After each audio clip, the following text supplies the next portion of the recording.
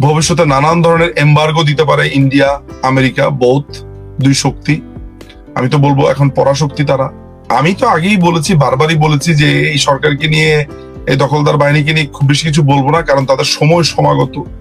এগুলা কি নৃশংসভাবে এখান থেকে বিদায় হবে, আপনি অপেক্ষা করেন, দেখতে পাবেন। So I am quite certain about it. So এদেরকে নিয়ে আর বেশি দিন বলতে হবে বলে আমার মনে হয় না। আমেরিকার কূটনৈতিক ব্যাপারটা খুব স্টেবল জায়গাতে আছে, বাইডেন প্রশাসন যেভাবে রেখে গেছে। বাট এই জায়গাতে একটা ব্যাপার হয়েছে, সেটা হচ্ছে যে অত্যন্ত পক্ষে একটা ভারত মুখিতা আছে আমেরিকার। তারা সাউথ এশিয়া আসলে ভারতের চোখ দিয়ে দেখার যে প্রবণতাটা, সেটা আমার কাছে মনে হয় সেটা আরো বেড়েছে। ভারতের উপর সেটা আস্থা থেকেই হয়েছে নানান ভাবে। একটা সময় আসবে যে আমি আপনাকে আজকের এর মধ্যে একটু জাস্ট বলে রাখা ভালো, আমি আপনাকে আজকে একটা কথা দিয়ে গেলাম এই প্রোগ্রামের মাধ্যমে, শুনে রাখেন ভালো করে, এবং এটা পরিষ্কার করে বলতে চাই, জামাতে ইসলামকে আমরা নির্মূল করে দেব। নির্মূল মানে বোঝেন, শেষ। Each and every single seats of Jamaat will be completely removed from Bangladesh. Completely. The first ever chance. এই বাংলাদেশে প্রথম সুযোগে, the first ever chance, আমরা জামাতকে কমপ্লিটলি এই দেশ থেকে রিমুভ করে দেব। একদম কোনো কথা নাই এইটাতে, কোনো ধরনের আমার মধ্যে অন্তত পক্ষে ডিসপিউট এবং কোনো ধরনের কনফিউশন নাই। জামাত এই দেশে রাজনীতি করতে পারবে না। সিম্পল, খুবই পানির মতো সোজা। খালি অপেক্ষা করছি প্রথম সুযোগে, ফার্স্ট এবার, মানে একদম প্রথম চান্সে এদেরকে শেষ করে দেব। কিভাবে শেষ করব? হত্যা করে, খুন করে না। হত্যার রাজনীতি করব না, মারামারির রাজনীতি করব না। ফার্স্ট এভার চান্সে এদের আদর্শ শেষ করে দেওয়া হবে। কিভাবে? সেটা স্ট্র্যাটেজিক ভাবে মাথায় রাখতে হবে। আবারও বলছি, কোনো হত্যা না, কোনো খুন, লুটপাট, কিচ্ছু না। আদর্শিক ভাবে জামাতের রাজনীতি শেষ করে দেওয়া হবে। এটা আপনাকে আমি পরিষ্কার করে আজকে আমি বলে গেলাম।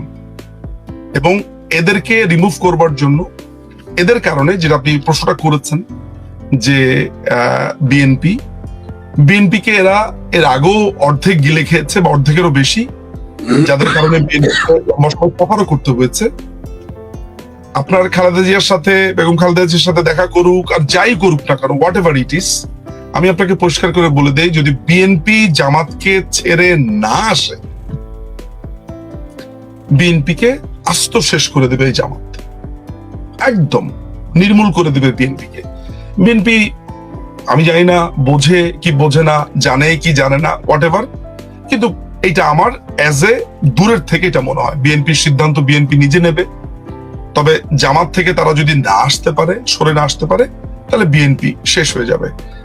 বিএনপির মধ্যে একটা বড় অংশ আছে, বিশেষ করে ছাত্র দলে, এটা আমার একদম ফার্স্ট হ্যান্ড নলেজ থেকে বলছি, বিএনপির ছাত্র দলের একটা বড় অংশ আছে যে জামাত শিবিরকে রীতিমতো ঘৃণা করে।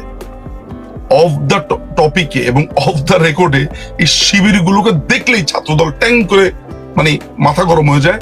দলীয় কারণে মনে হয় অনেক কিছু করতে পারে না, কিন্তু এদের একটা বড় অংশ জামাতকে অপছন্দ করে, এটা আপনি নিশ্চিত থাকেন। দলীয় স্ট্র্যাটেজির কারণে হয়তো বা তারা অনেকে অনেক কিছু বলতে পারে না, করতে পারে না, তবে এটা নিশ্চিত। সুতরাং বিএনপির উচিত হবে তাদের রাজনৈতিক, তাদেরকে যেভাবে কোণঠাসা করবার চেষ্টা করা হচ্ছে, জামাত যেভাবে তাদের ABCDEFGH টিম বানাচ্ছে, এই আপনার এই টোকাইদের এনসিপি পার্টি বলেন, এবি পার্টি বলেন, তারপরে আপনার যা কিছু দেখছেন আশেপাশে যেগুলো দেখছেন, এগুলো সবকিছুই হচ্ছে জামাতের একটা বাই প্রোডাক্ট। জামাতি এরা নানান জায়গাতে, জামাত ভালো করেই জানে যে তারা ক্ষমতায় আসতে পারবে না, স্ক্যাটার্ড হয়ে দেশটাকে তারা জাস্ট ক্যাপচার করা। জামাতের টার্গেট হচ্ছে 2035 থেকে 40 সালের মধ্যে এই দেশের শাসন ক্ষমতায় আসা, এটা হচ্ছে জামাতের টার্গেট, এটা আমি আপনাকে বলে দিলাম। সুতরাং জামাতের ব্যাপারে সিদ্ধান্ত বাংলাদেশ আওয়ামী লীগ নিশ্চয়ই নেবে, এবং আমি নিশ্চিত, যেহেতু আমি দলের একজন সমর্থক, দলের মূল যেই নেতা নেত্রী তারা হয়তোবা মূল সিদ্ধান্ত নেবে। একজন সমর্থক হিসেবে আমি পরিষ্কার করে বলতে চাই, জামাত আমরা আমাদের প্রথম সুযোগে এই জামাতের আদর্শকে শেষ করে দেব, এটা হচ্ছে আমাদের অবস্থান। এবং আমি মনে করি যে বিএনপিরও সরে আসা উচিত জামাতের কাছ থেকে এই সুযোগে। সেটা হচ্ছে যে সাম্প্রতিক সময় আপনারা জানেন যে বঙ্গতাজ তাজউদ্দিন আহমেদের দুর্ভাগ্যজনকভাবে তার একটা কুলাঙ্গার ছেলে আছে। এই যে আমি কুলাঙ্গার ছেলেটা বললাম, এটাও কিন্তু বলছি আমি এই যে কুলাঙ্গার শব্দটা বললাম আপনাকে, এই শব্দটা মাননীয় প্রধানমন্ত্রী পরিষ্কারভাবে বলে দিয়েছেন যে তাজউদ্দিন আহমেদের ফ্যামিলি এমন কোনো কথা বলবে না যে তাজউদ্দিন কাকু বলেছে তার পরিবার কোনোভাবে অসম্মানিত হয়।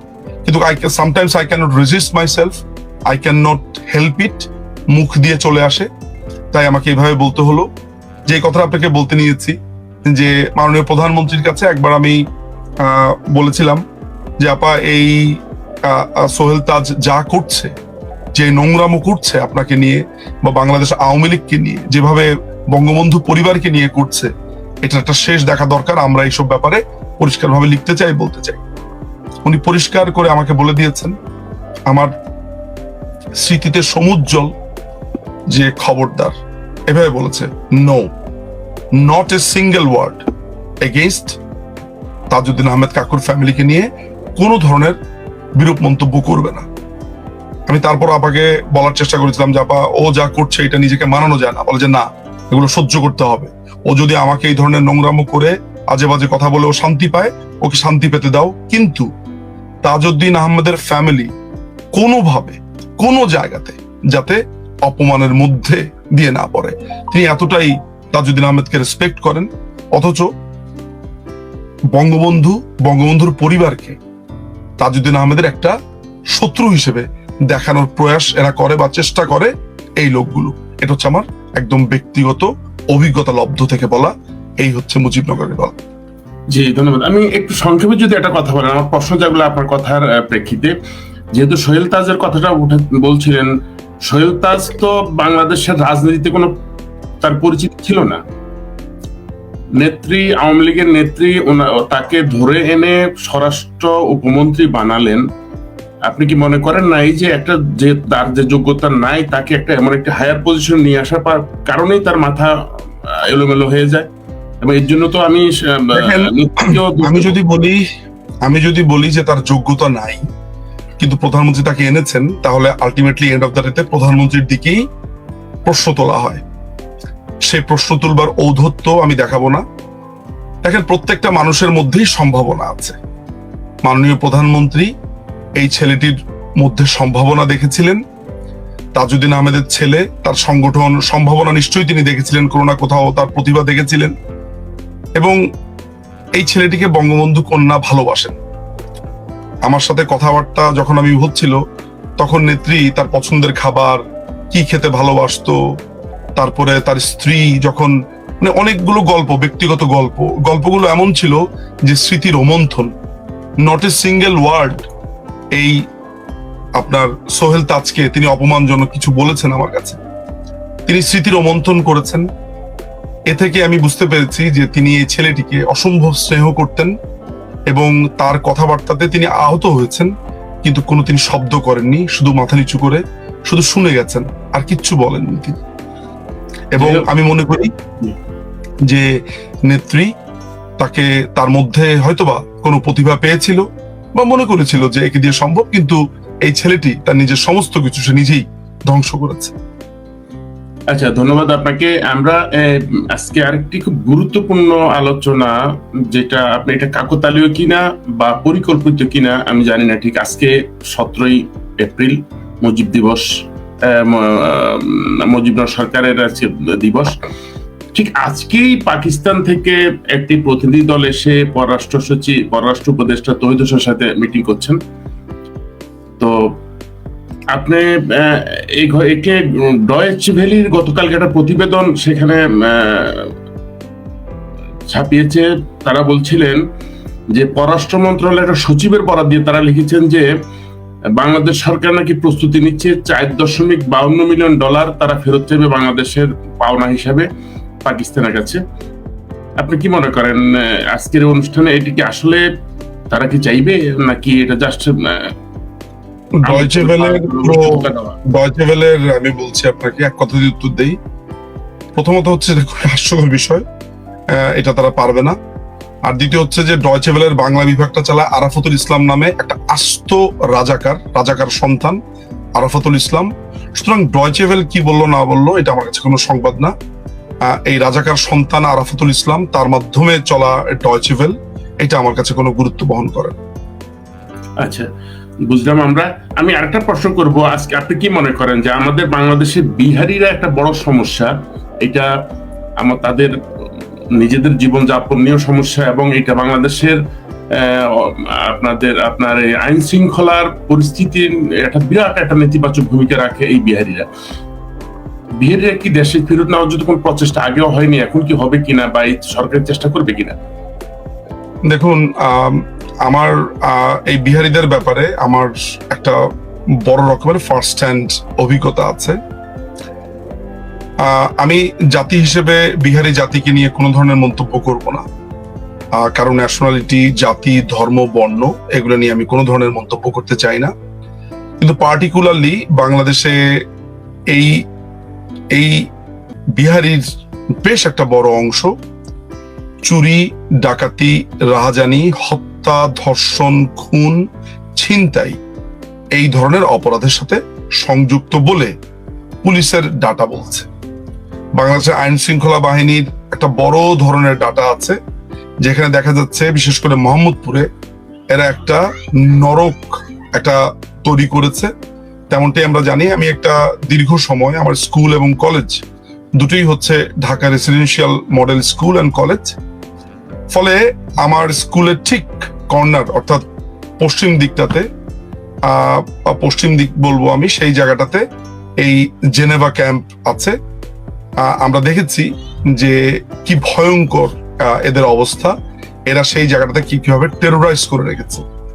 আমি যেহেতু এই অঞ্চলটাতেই বড় হয়েছি, আমার বাসা ওই মোহাম্মদপুর এরিয়াতেই, মোহাম্মদপুর শেরেবাংলা নগর এই এরিয়াতে, ফলে এদেরকে সরাসরি দেখার আমার একটা বড় ধরনের সুযোগ হয়েছে। আমি জাতি হিসেবে বলছি না, কিন্তু ব্যক্তি হিসেবে বা ইন্ডিভিজুয়াল হিসেবে এই বিহারিদের একটা বড় অংশ এই ধরনের ঘটনার সাথে জড়িত। 32 নম্বরকে যারা তখন ভেঙেছে এই বিহারিরা, সেখানে তাদের উপস্থিতি লক্ষ্য করা গেছে।